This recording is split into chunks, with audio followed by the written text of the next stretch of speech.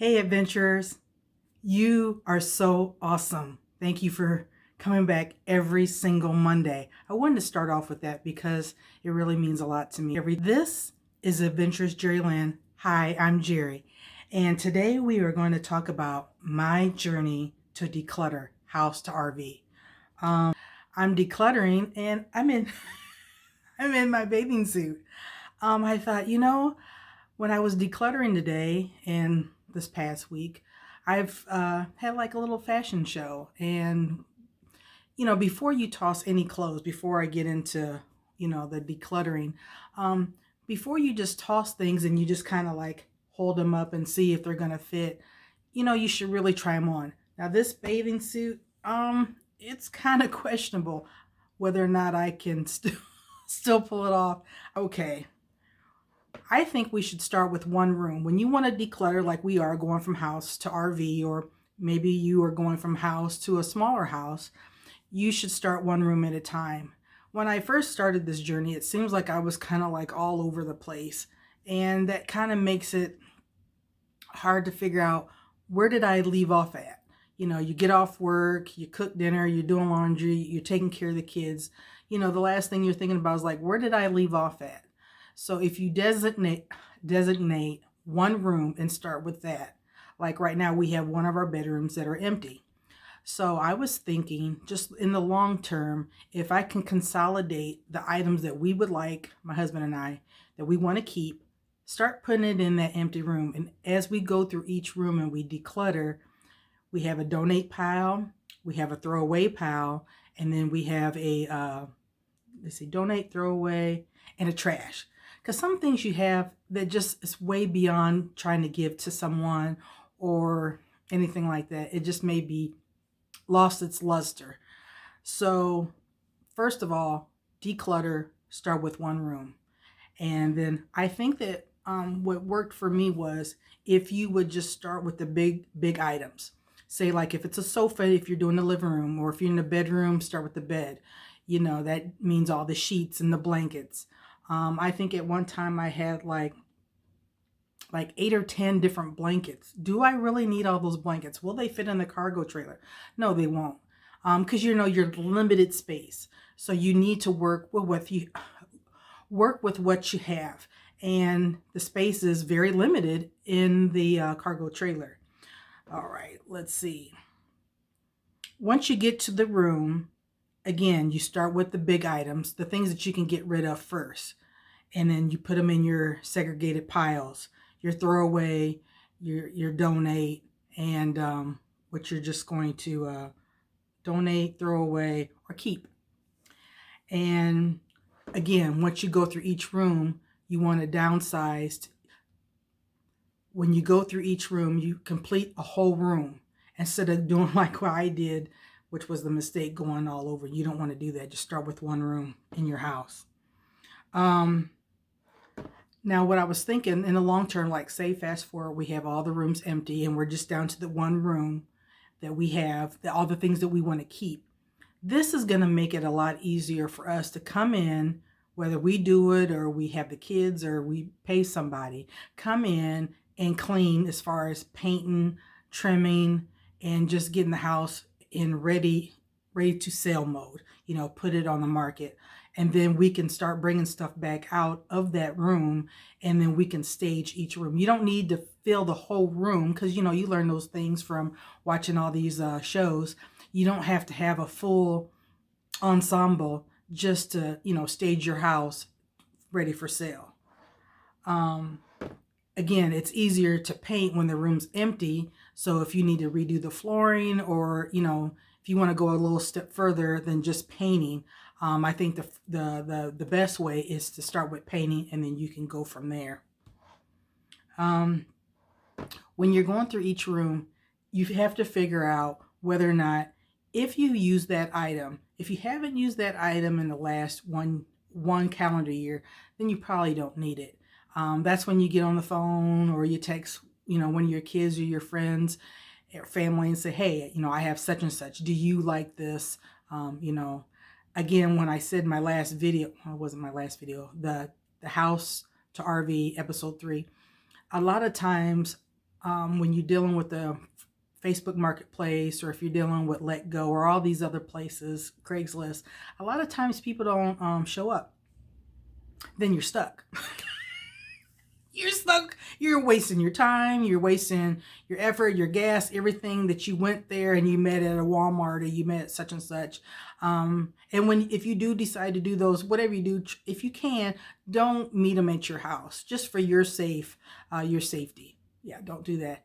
If these are smaller items, meet in a public place in the daytime, and just make sure that you have someone with you. I think that's probably the best thing.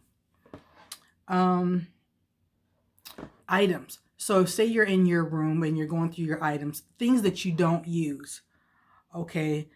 Say we're in the garage, and these are things like, tools. Do you really need 8 hammers? Do you really need 10 jigsaws? No, you don't.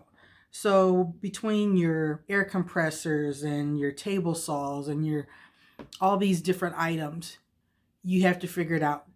Condense it down to one item or something that you're going to use. A lot of times you're not going to need that in your RV, or again, if you're not moving from a bigger house to a smaller house, maybe you're going to have maintenance. And then when something breaks, they can just come and fix it. That would be ideal. Got a little tickle. Okay, lawn and garden items. So that goes with mowers. Let's see. I wrote this. Okay, lawnmowers. The shrubbery. Oh my God. I'm gonna think of that. I'll probably put a little thing right here. Hedge clippers. Yeah, those things. All those things that deal with being out in the yard and tidying everything up. Do you really need those? Or your leaf blowers, or your snow blowers? All those things. It's time to downsize those and say, hey, reach out to your family or friends. Do you really need such and such items? You probably don't. And let's see. Say you're in a room with clothes. Say it's an overflow room. Say the kids moved out like us, and then you turned in one of their bedrooms into your overflow closet. This is the time where you have to look at it, and again, like me, I got a bathing suit on. I'm trying on different things. Do I really need 8 bathing suits? No. And some of them are kind of dated and may not look. Yeah. So we'll just throw them away. And that goes with your old t-shirts. I mean, there's some of these t-shirts that I have that are just so nice, and I'd love to have them keep with me, because I've worn them for years and years and they just don't look so good, so they gotta go. Let's see. Now, once you have your piles, you have your donate pile, you have your throwaway pile, and then you have your keep pile, then that's when you can go down the nitty gritty. Now, there's a little thing here. If you wait too long with your piles, you don't want to start pulling from those piles and thinking, do I really want to throw this away? Because your sentimental value of like, I don't want to get rid of it. No, you probably don't need it. You put it in that pile for a reason, so just kind of move forward in that. Another thing too, when you're decluttering, it kind of helps if you start early, and it doesn't have to be like 6, 7 in the morning. Early for you, say you wake up at 8, maybe set your alarm an hour early, make that pot of coffee, or if you're not a coffee drinker, get your your soda, get your caffeine in, and get motivated. And I've noticed that if I start earlier in the day, it seems like as I lose momentum, at least I got like X amount of hours done.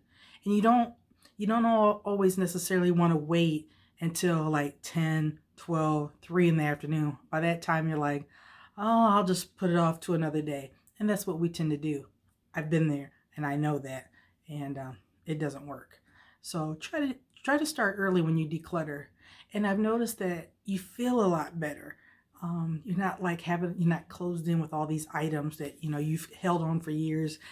You probably haven't seen these, like this bathing suit. I haven't seen this bathing suit I don't know how long, to be honest.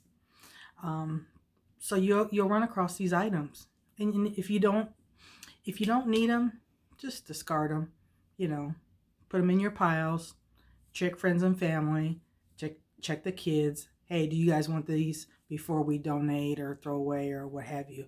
So that's less than going in the landfill, and you're not just throwing away everything.